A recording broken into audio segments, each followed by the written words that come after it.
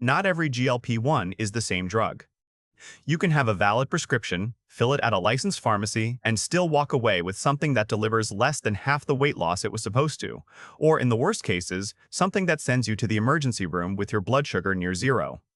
The GLP-1 category has become one of the most talked about drug classes in history.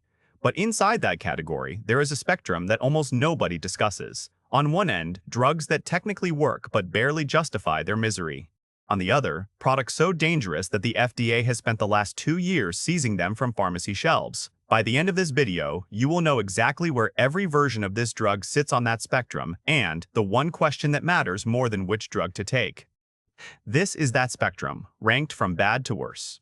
Number 1. Byetta, also known as exenatide. This is the GLP-1 that started it all. Approved in 2005, it is the oldest member of this drug class still in active use, and it shows its age. Here is what Byetta asks of you: 2 injections per day. Every single day. 1 before breakfast, 1 before dinner. 14 needle sticks per week in exchange for an average weight loss of 2 to 3 kilograms over 6 months. The newer drugs in the same class deliver 10 to 15% of total body weight lost with 1 injection per week. Think of it like buying the original 2005 GPS unit when your phone already has real-time mapping built in. The old device technically works, but you are committing far more effort for a fraction of the result. But here is the problem that does not appear in the brochure. Byetta carries a black box warning, the FDA's most serious category of alert for thyroid tumor risk.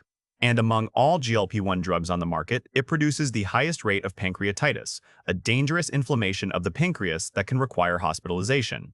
Clinical records document patients whose pancreatitis resolved when exenatide was stopped, then returned immediately when it was restarted. Maximum daily commitment. Minimum clinical return. Highest risk profile in the class. Number 2. Saxenda, also known as liraglutide.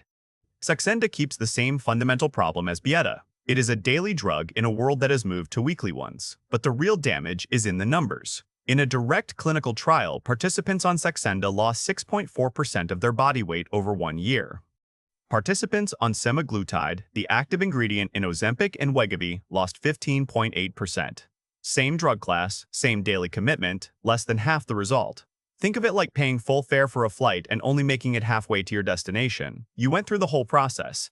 You just never arrived. But the number that tells the real story is the dropout rate. In the same trial, 27.6% of Saxenda participants quit due to side effects, nearly double the 13.5% on semaglutide. Saxenda has a shorter half-life. The window of time the drug stays active in your system, which means hunger comes back sharply between doses. The drug peaks and troughs every 24 hours. Your appetite follows that same cycle. This is why nearly 1 in 3 people who start Saxenda quit within a year. Number 3. Rybelsus, oral semaglutide. Rybelsus is the only GLP-1 that comes as a pill. No needles, no refrigeration. That sounds like an obvious upgrade. But the pill format comes with a catch so severe that most people using it are getting almost none of what they are paying for. The bioavailability of Rybelsus, the fraction of the drug that actually reaches your bloodstream, is between 0.4 and 1%. If you take the standard 14 mg tablet, your body absorbs the equivalent of roughly 0.1 mg of active drug. Here is why. Semaglutide is a large protein molecule, and the digestive system is designed to break down protein. To get any of it through, Rybelsus is co-formulated with a special absorption enhancer called SNAC, salcaprosate sodium, which creates a brief chemical window in the stomach lining for the drug to pass through. That window is extremely fragile. You must take Rybelsus on an empty stomach after fasting for at least 8 hours, with no more than half a glass of water, because too much water collapses the absorption window before the drug can pass. Then you must wait 30 minutes before eating anything, drinking anything other than water, or taking any other medication. Food or coffee within that window closes the pathway entirely. In one clinical study, 14 out of 25 participants who took Rybelsus in the fed state showed 0 measurable absorption of the drug. 0. This is not a pill you swallow with breakfast. This is a pharmaceutical obstacle course, and most people are failing it silently every morning, wondering why the drug is not working. Number 4. Compounded semaglutide. This is where legitimate medicine ends and the gray zone begins. When the FDA declared the Ozempic and Wegovy shortage in 2022, it allowed compounding pharmacies to produce their own versions of semaglutide. Thousands of pharmacies entered the market. Some versions were reasonable. But here is what the FDA found. Compounded semaglutide came in multi-dose vials with no standardized concentrations. Some pharmacies instructed patients to inject in units, the measurement system used for insulin, not milligrams. Those are different scales measuring different things. The FDA received reports of patients self-administering doses 5 to 20 times higher than prescribed, not because they were reckless, but because the measurement system on the vial was incompatible with the drug inside it. Think of it like a prescription written in miles being filled in kilometers. The number looks the same. The dose is catastrophically different. In August 2024, a patient noticed a black particulate floating inside their vial of compounded semaglutide. The FDA traced it to Fullerton Wellness, a pharmacy using non-sterile ingredients with no sterilization steps at any point in production.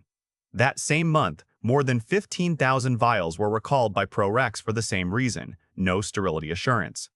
By early 2025, the FDA had logged more than 455 adverse event reports linked to compounded semaglutide.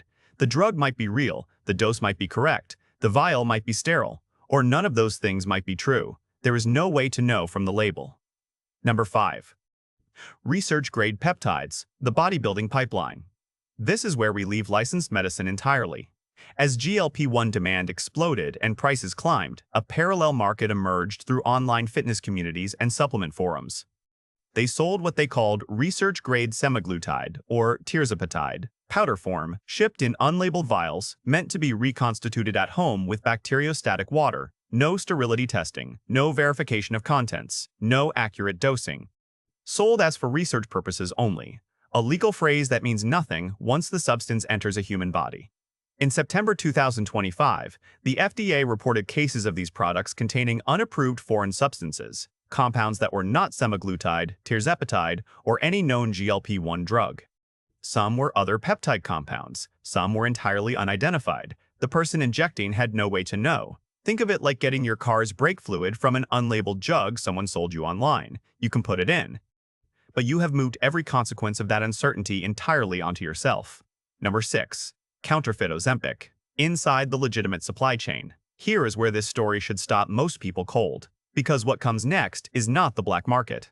It is a licensed retail pharmacy in the United States. In December 2023, the FDA seized thousands of units of counterfeit Ozempic from within the legitimate U.S. drug supply chain. Products that had moved through authorized distributors arrived at licensed pharmacies and were sitting on shelves ready to be dispensed. The pen looked authentic, the lot number was correct, the hologram was there.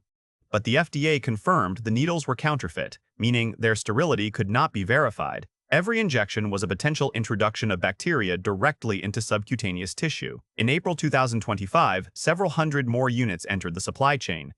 In December 2025, a third wave was seized. 3 confirmed incidents, 2 years, all inside the licensed supply chain. The only way to identify counterfeit Ozempic is one visual detail.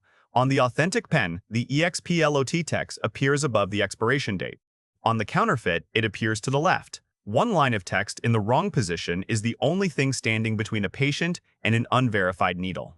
Number 7. Counterfeit Ozempic containing insulin glargine. This is where the list stops being about drug quality and starts being about emergency medicine. In June 2023, a patient purchased what they believed was legitimate Ozempic from a retail pharmacy. The label read semaglutide. The contents were insulin glargine, a long-acting insulin used to manage blood sugar in diabetic patients. For a non-diabetic person injecting what they think is a weight loss drug, that same dose works the way a fire hose works on a candle.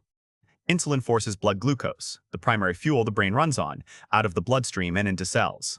In a non-diabetic person, there is no elevated blood sugar to correct. The insulin drives normal blood glucose down anyway, and nothing pushes back. This is severe hypoglycemia. A blood sugar drops so deep the brain begins to run out of fuel. Confusion arrives first, then loss of coordination, then unconsciousness. The patient experienced an adverse reaction. The case triggered an FDA investigation that led to the December 2023 supply chain seizure and the ongoing counterfeit monitoring program that continues today. This is what the far end of this spectrum looks like. Not weaker results, not worse side effects. A completely different drug in the pen, one capable of causing a neurological emergency in someone who has no idea it is happening. Every step down this list is a step away from clinical oversight and towards something less controlled, less verified, and less safe. The demand for GLP-1 medications is so large and the legitimate supply so constrained that an entire parallel market has built itself around that gap. One that looks like medicine, ships like medicine, and in the worst cases contains something entirely different. If you're using or considering a GLP-1, the most important question is not which drug performs best on a chart. It is where the drug in your hand actually came from, and whether anyone who made it was held to any standard at all.